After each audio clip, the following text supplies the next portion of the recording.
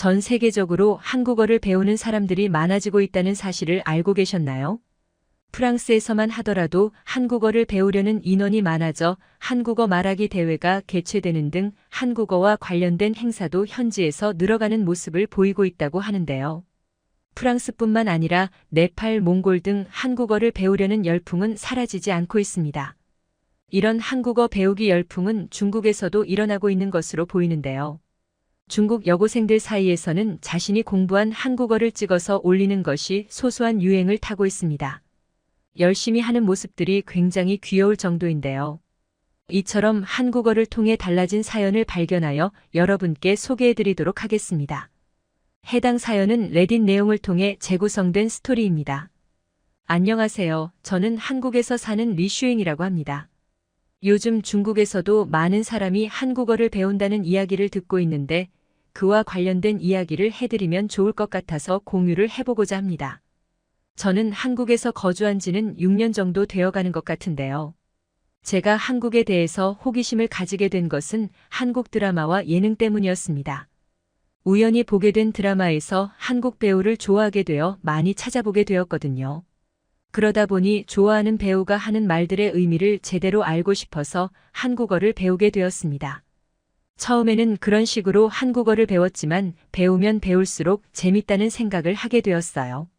중국어보다 배우기도 좋았고 뜻은 몰라도 우선은 읽을 수 있다는 것이 좋았어요. 중국어는 상용 한자가 3,500자이고 한글은 자음이 17개, 모음이 11개인데 이들이 합쳐지면 다양한 문자가 생성되어 소리를 낸다는 것이 과학적으로 느껴졌습니다.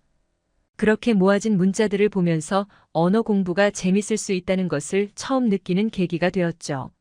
저는 그 후부터 한국어 공부에 빠져들었습니다. 더 많은 문장을 구사하고 표현하는 것이 좋다고 생각하게 되었죠. 저는 그와 동시에 대학교에 진학하기 위해서 미뤄두었던 어릴 적 꿈을 꺼내보게 되었습니다. 그건 바로 시나리오 작가가 되는 꿈이었어요. 하지만 이상하게도 다른 과목은 다 잘해도 중국어 과목만은 못했던 저라서 기억 저편으로 던져버렸던 꿈이었죠. 그런데 한국어를 하면서 자신감이 붙기 시작했어요. 더군다나 한국의 영화와 드라마를 보다 보니 이런 시나리오를 작성해보고 싶다는 생각이 들더군요. 하지만 정작 제 꿈은 가족들에게 환영받지 못했습니다. 한국에 있는 대학교에 진학한다면 등록금을 낼 수 없다고 판단한 것이었죠. 응원이라도 받고 싶었던 저는 가장 친한 친구들에게 제 목표를 이야기했어요. 한국에 가서 시나리오 작가의 꿈을 펼치는 그런 내용이었죠. 하지만 친구들은 제 이야기를 듣자마자 비웃음을 터뜨렸습니다. 그러면서 중국어도 제대로 못하는 제가 한국에 가봤자 무엇을 할 수 있겠냐고 하더군요. 이야기를 들어보니 한국인은 중국인을 싫어한다고 했다면서 저는 한국에 갔다가 하루도 못 되어서 울면서 돌아올 것이라는 이야기를 했습니다. 언젠가 중국어가 영어 대신 공통어가 될 것이라는 말까지 하더군요. 저는 그런 친구에게 아무 말을 할 수가 없었습니다. 할 말이 없는 것이 아니라 충격을 받았기 때문이었죠. 저를 가장 잘 안다고 생각했던 친구들의 입에서 그런 이야기를 들을 것이라고 생각하지 못했거든요. 친구들과의 대화 이후 저는 한국어에 더 매달리게 되었습니다. 친구들 앞에서 누가 봐도 성공하는 저를 보여주고 싶었거든요. 그렇게 고등학교를 졸업하고 친구들과 저는 다른 길을 걷게 되었습니다. 한국어를 주구장창 공부했던 저는 한국의 한 회사에 취업하게 되었고 친구들은 중국에서 알아주는 명문대에 가게 되었습니다. 저는 친구들의 명문대 입학을 축하해줬으나 친구들은 마지막까지 저를 조롱하기에 바빴습니다.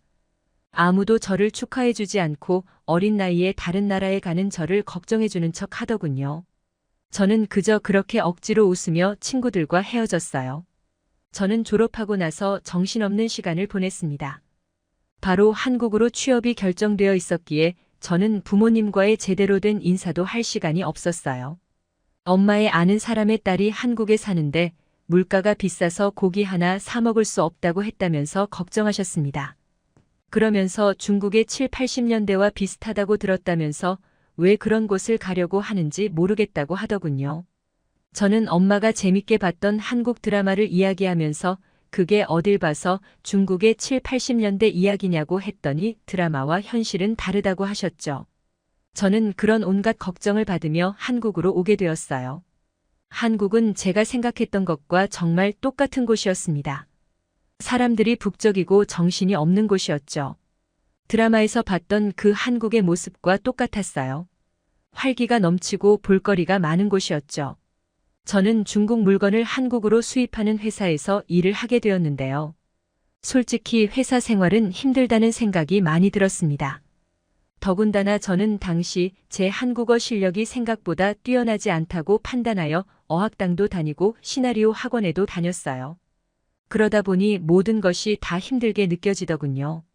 하지만 제가 바쁘게 다닌 덕분에 저를 챙겨주는 많은 한국인들을 만날 수 있었습니다. 그들은 중국에 있는 제 지인들과는 다르게 제 꿈을 응원해줬고 함께 나아가줬어요. 그렇게 4년이란 세월이 빠르게 흐르고 오랜만에 중국 친구들에게 연락이 왔습니다. 졸업했으니까 한번 만나야 하는 거 아니냐는 이야기였어요. 다들 자신이 나온 명문대 이야기를 하면서 시간이 이렇게 빨리 갈 줄 몰랐다고 이야기를 하더군요. 다 같이 모여서 여행이라도 가자는 식으로 이야기했습니다. 저는 마침 잘 되었다는 생각으로 한국으로 저를 보러 오는 것은 어떠냐고 했죠. 그러자 친구 중 한 명인 라니가 한국 같은 곳에 가서 뭘 할 수 있겠냐고 하더군요. 그러면서 아직도 한국에 있을 줄은 몰랐다는 식으로 이야기를 했어요. 라니는 예전에도 그런 식으로 저를 깔보던 친구였습니다. 저는 라니에게 돈이 없어 한국에 못 왔던 것 아니냐며 한국에 오면 생각이 달라질 테니 필요하다면 여행 비용을 보태주겠다고 했습니다. 그러자 라니가 흥분하며 그깟 한국 가준다고 하더군요. 저는 솔직히 안 와도 상관없었지만 친구들의 코를 눌러주고 싶었기에 한국으로 오라고 한 것이었습니다. 우물 안에 개구리라는 말이 있잖아요. 제 친구들이 딱 그 꼴이었거든요. 그렇게 열받았던 라니 덕분에 한국에서 친구들을 맞이할 수 있었습니다. 고등학교 때와는 다들 달라 보이더군요. 명품 가방은 다들 하나씩 둘러매고 있었거든요. 제가 명품 가방이 아닌 가방을 둘러매고 있자 라니는 저에게 명품도 하나 없냐면서 작게 비웃었습니다. 다른 친구들도 그에 맞춰 작게 웃긴 했지만 저는 아무렇지도 않았어요. 다들 깜짝 놀라게 될 테니까요. 저는 겉으로 보이는 허영심에는 관심 없다고 이야기를 하고는 예약한 한식당으로 향했습니다. 그곳은 제가 열심히 찾아둔 최고급 한식집이었어요. 직접 옆에 와서 고기를 구워주기도 하는 그런 곳이었죠. 그리고 저희가 도착하자마자 안으로 들어갔을 때 친구들은 하나같이 한국에서 일식집을 초대하는 거냐고 하더군요.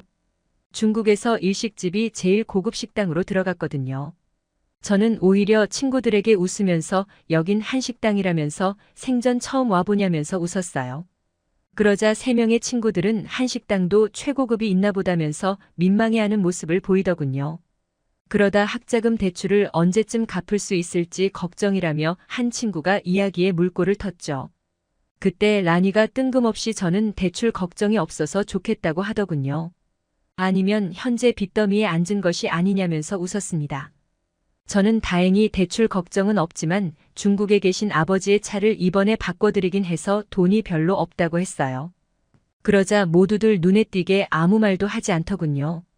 저는 나오는 웃음을 참으며 식사를 하는데 다들 한식은 중국 음식과는 다르게 튀기지 않아서 부담이 없다면서 음식에 대한 이야기를 했습니다.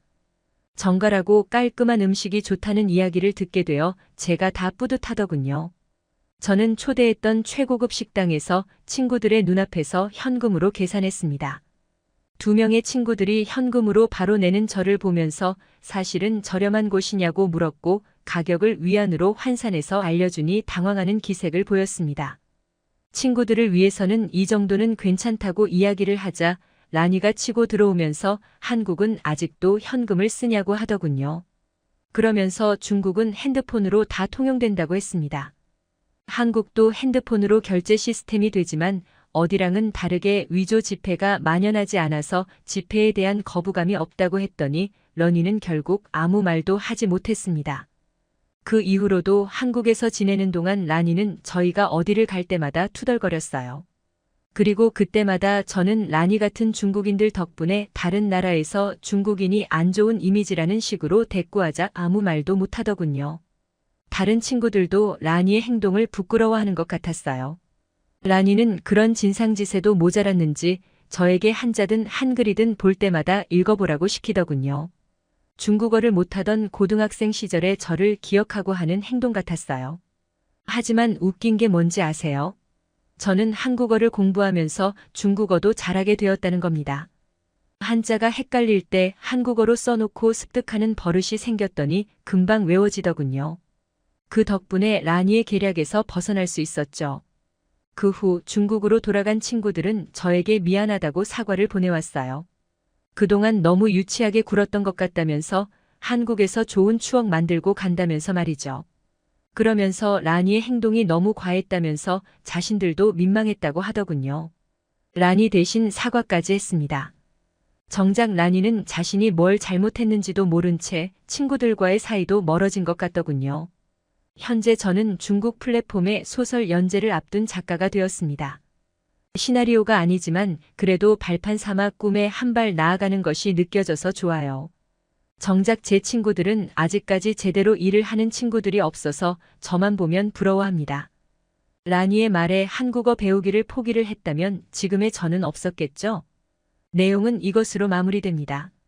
한국인을 무시하는 중국인들의 SNS만 보다가 한국에서 희망을 품고 살아가고 있는 젊은 중국인이 있어 알려드리게 되었는데요. 오늘 들려드린 사연 어떻게 보셨나요? 여러분의 생각을 자유롭게 알려주세요.